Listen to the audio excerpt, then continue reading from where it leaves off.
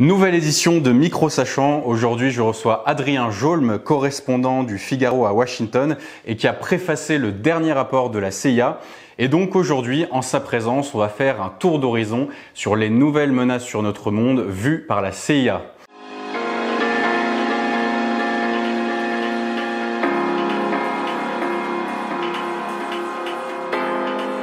Bonjour Adrien Jolme. Bonjour. Merci d'avoir accepté cette interview. Alors, vous avez donc préfacé ce livre, Les nouvelles menaces sur le monde vues par la CIA, qui est un peu l'oiseau de mauvais augure du moment, si j'ose dire. Il faut vraiment s'accrocher pour lire ce bouquin. Il n'y a pas que des bonnes nouvelles, au contraire. Il y a beaucoup d'avertissements sur des événements potentiels à venir. Alors, juste avant de rentrer dans le vif du sujet et donc sur toutes ces menaces, je voulais vous demander tout simplement pourquoi avoir choisi de préfacer ce rapport.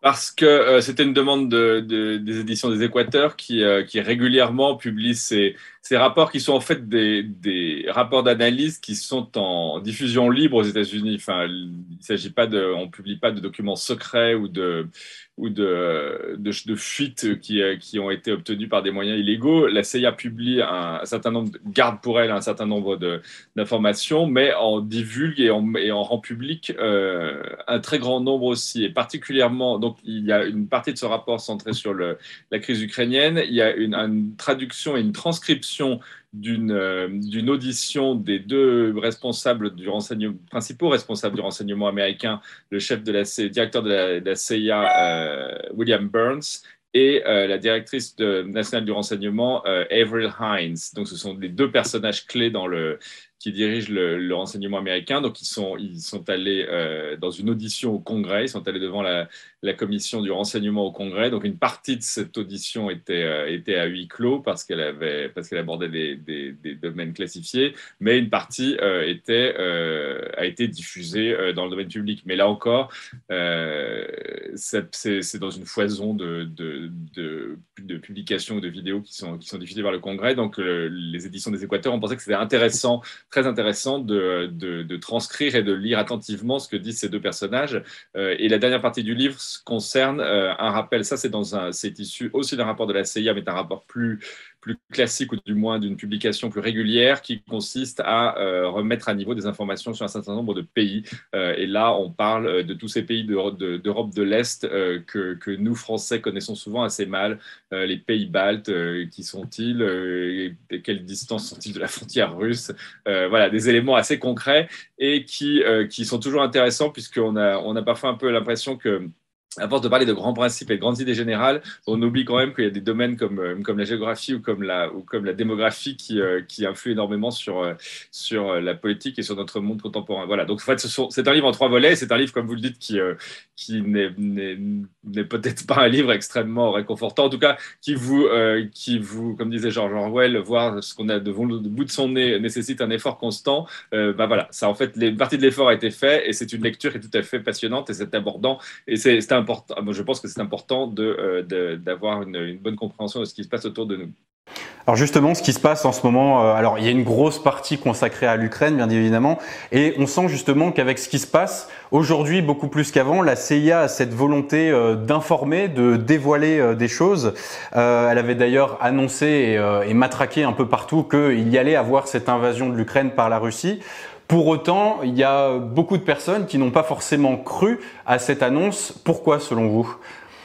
C'est une question, à mon avis, fondamentale. C'est une question clé. Comme vous le soulignez, la CIA a divulgué énormément d'informations.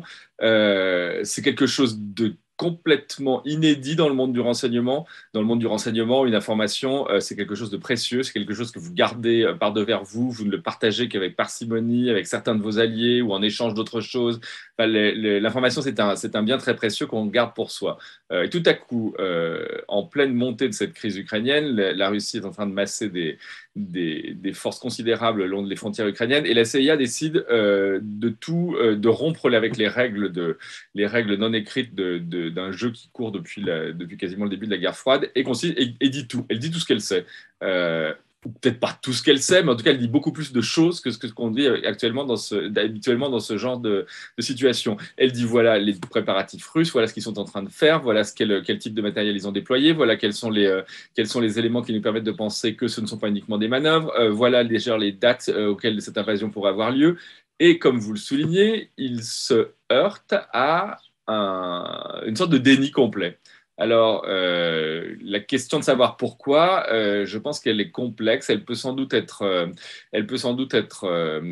découpée en plusieurs parties. Une des raisons pour lesquelles on peut être enclin à se méfier un peu de la CIA, c'est que par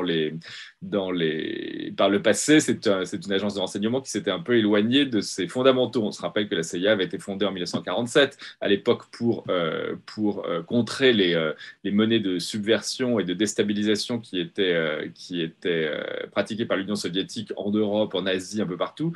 Depuis, l'agence s'était quand même un peu diversifiée, voire même égarée dans des domaines un peu différents de la simple collecte de renseignements. Il suffit de citer, depuis une vingtaine d'années, la CIA était devenue une sorte d'armée de l'air, enfin d'armes aériennes secrètes bis qui n'obéissaient qu'au président des États-Unis, avec des drones tueurs qui éliminaient des responsables djihadistes dans les zones tribales au Pakistan ou au Yémen. Elle avait aussi mis en place ce qu'on appelait les rendition flights, c'est-à-dire ces vols sans immatriculation qui emmenaient des prisonniers qui n'étaient pas des prisonniers de guerre vers des centres d'interrogatoire où ils subissaient des interrogatoires poussés, selon l'euphémisme en vigueur pour désigner ce qui ressemble quand même de très près à de la torture. Voilà, la CIA, sans parler même des échecs cuisants, comme par exemple le fait de ne pas avoir prévu les attentats du 11 septembre. Donc voilà, la CIA avait quand même s'était quand même un peu éloignée de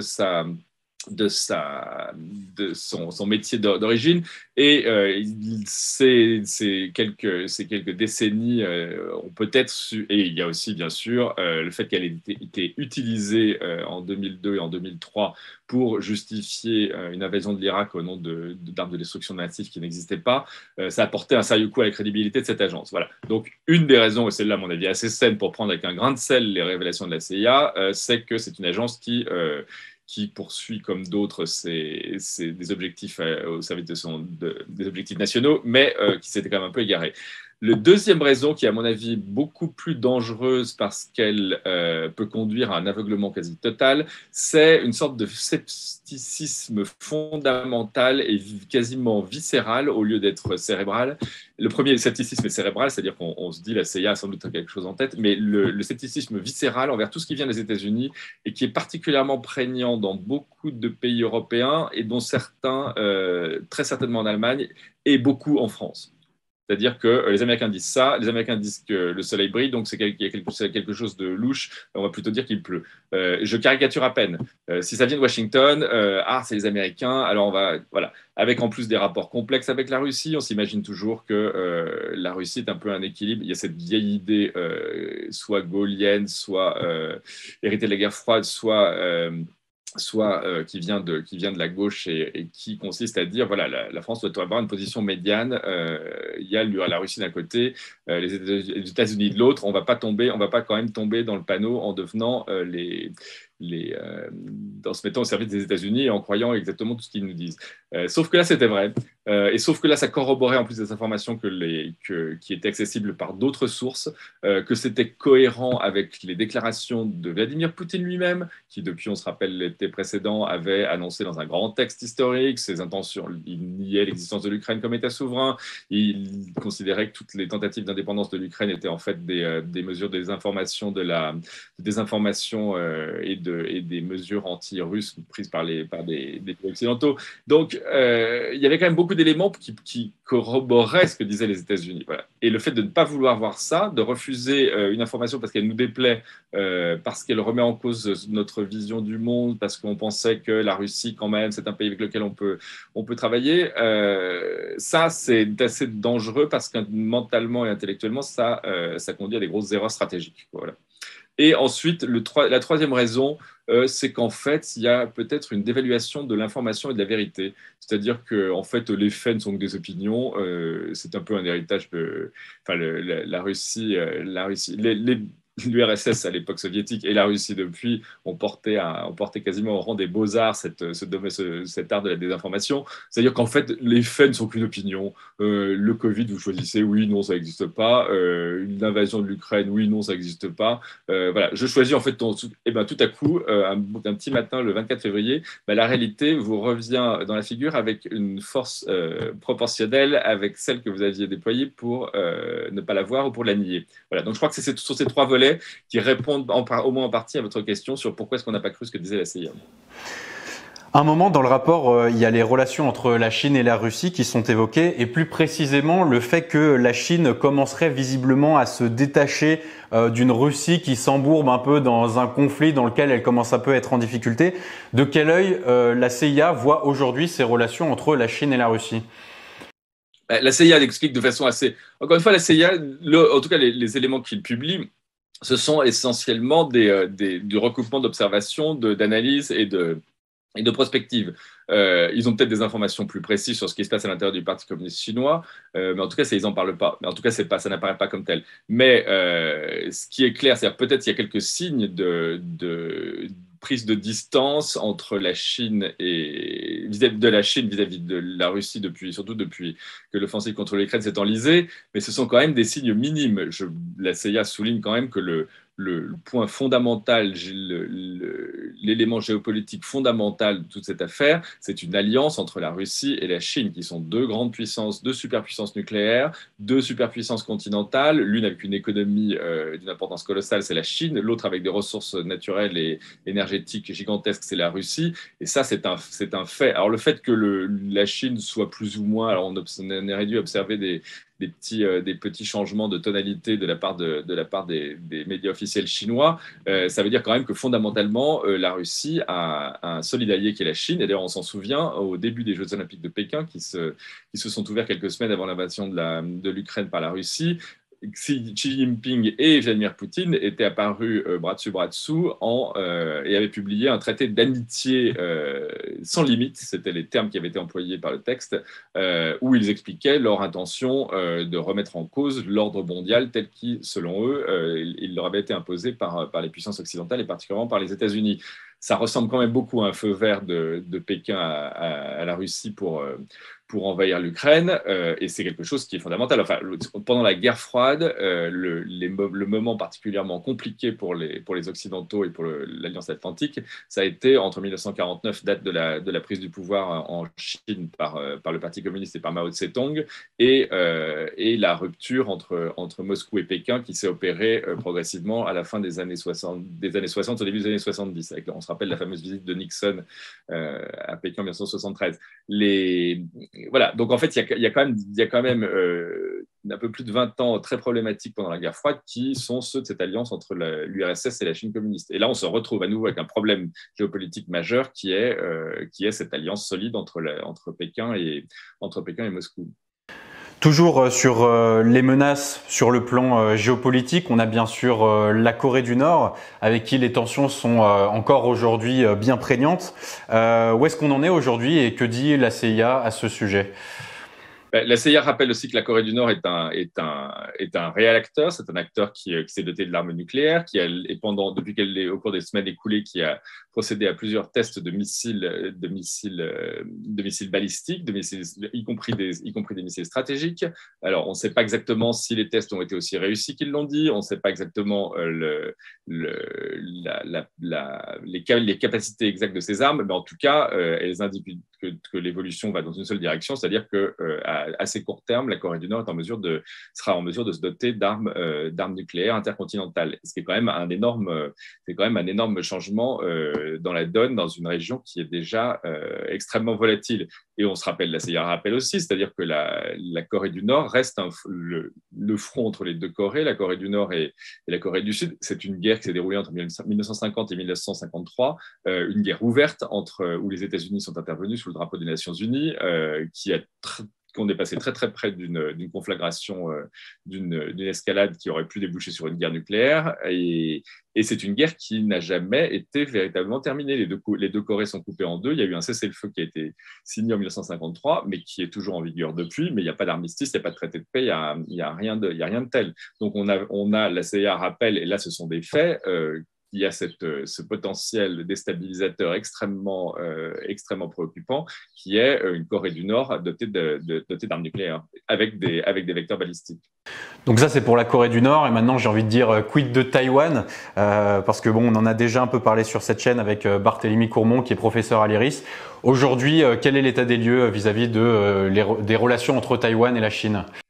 La CIA s'en préoccupe énormément, et comme vous venez de le dire, c'est le point d'attention stratégique actuel qui est le plus préoccupant. C'est que la Chine, encore une fois, très souvent les acteurs, c'est aussi c'est quelque chose à garder en tête. Très souvent les acteurs politiques disent ce qu'ils font et font ce qu'ils disent. Alors pas forcément dans le détail, mais je pense qu'on fait des erreurs quand on s'imagine qu'il y a un sens caché à tout, et que quand vous avez des acteurs politiques qui disent quelque chose et qu'en fait ils pensent l'inverse, c'est pas vrai. Pour des tas de raisons, très souvent des décideurs politiques donnent leurs intentions de façon beaucoup plus claire que ce qu'on croit. Ça demande juste un peu d'effort pour les écouter. Mais la Chine, depuis de nombreuses années, et particulièrement depuis que Xi Jinping a assis et établi son pouvoir en Chine, il ne faut pas de mystère sur leur intention de réunifier Taïwan avec la Chine continentale, et en n'excluant pas l'usage de la force. Je me demande ce qui pourrait être plus clair dans l'énoncé de leurs intentions. Alors après, l'Ukraine est effectivement quelque chose qui intéresse beaucoup les stratèges chinois, qui intéresse beaucoup les responsables de la défense de Taïwan, les Américains aussi, parce que l'invasion de l'Ukraine par la Russie est venue rappeler quand même qu'une opération militaire, c'est quelque chose d'assez complexe qui peut facilement mal tourner. Je crois que c'était le général Basil Liddell-Hart, qui est un analyste militaire britannique du XXe siècle, qui disait la principale différence entre une opération militaire et une opération chirurgicale, c'est que pendant une opération chirurgicale, le patient est attaché. Et il disait aussi, le principal problème dans une opération militaire, c'est que beaucoup de généraux considèrent que l'ennemi, lui aussi, ne peut pas bouger. Et donc, vous avez cette situation à Taïwan, et le fait que l'enlisement et l'échec de l'invasion russe, en tout cas des premières phases de l'offensive russe en Ukraine, fait quand même sérieusement réfléchir les stratèges de Pékin. À Taïwan aussi, où la défense a été parfois un petit peu oubliée. C'est une île qui s'est longtemps essentiellement a considéré que sa défense était essentiellement assurée d'abord par le détroit de Formose, c'est-à-dire ce bras de mer de plusieurs centaines de milles nautiques qui la sépare de la Chine, qui est un bras de mer c'est de la haute mer. Ça veut dire pour le traverser, il faut monter une opération amphibie, ce qui est extrêmement compliqué, extrêmement dangereux, et aussi par le fait que l'US Navy, la flotte américaine, protégeait aussi Taïwan, et la Chine n'avait pas, pendant des décennies, la Chine n'avait aucun moyen de monter une opération amphibie nécessitant au moins de tenir à distance la flotte américaine. Sauf que depuis quelques années, la Chine et la flotte chinoise est parvenue à la parité avec la flotte américaine, voire même la dépasser en nombre de navires. Alors ensuite, ce sont des chiffres qui sont toujours à prendre avec un peu de pincette, puisque ils ne retranscrivent pas les capacités opérationnelles réelles des bâtiments. Mais bon, vous avez tout à coup une puissance navale considérable qui est en mesure de tenir tête à la flotte américaine, qui est la marine chinoise. Donc cette affaire ukrainienne, où elle préoccupe beaucoup tout à coup les responsables de Taïwan. Et puis l'Ukraine a montré beaucoup de choses. Elle a montré qu'il n'y avait pas forcément pour s'opposer à une armée extrêmement puissante. Il y a peut-être pas forcément besoin d'avoir une parité en moyens, c'est-à-dire d'avoir autant. L'Ukraine a beaucoup moins de blindés, beaucoup moins d'aviation, quasiment aucun navire. Et elle a quand même réussi à résister à des colonnes blindées avec un ennemi doté de la supériorité aérienne, au moins sur le papier, et une supériorité navale réelle. Donc, pour Taïwan, il y a beaucoup de leçons à tirer, et aussi notamment dans l'organisation de la défense civile.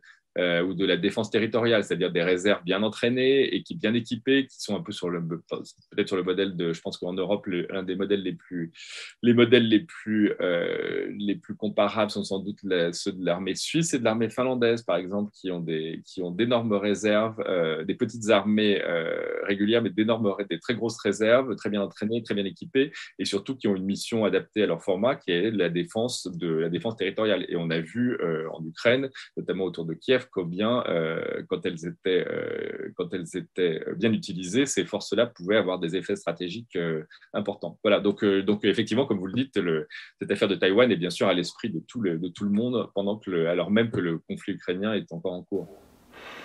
Parmi toutes les autres choses qui sont citées dans ce livre, on a également la menace cyber qui a sa place. Quel est le niveau de risque d'une éventuelle cyberguerre? À quoi elle pourrait ressembler concrètement et comment est-ce que la CIA appréhende tout ça?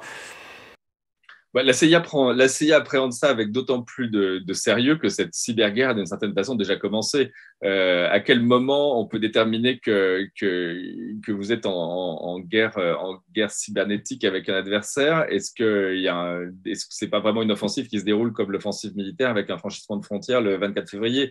On se rappelle que depuis plusieurs années, les Américains ont subi des attaques très importantes, des attaques massives qui sont attribuées maintenant ouvertement à la Russie. C'est pas très compliqué de déterminer qui sont les instigateurs de ces attaques. Il y avait l'affaire SolarWinds qui était un peu passée inaperçue parce qu'elle s'était déroulée en pleine campagne électorale américaine en 2020. SolarWinds, c'est une petite compagnie qui fournit des logiciels à quasiment toutes les agences fédérales, c'est-à-dire tous les ministères fédéraux américains. Et les Américains se sont aperçus en fait que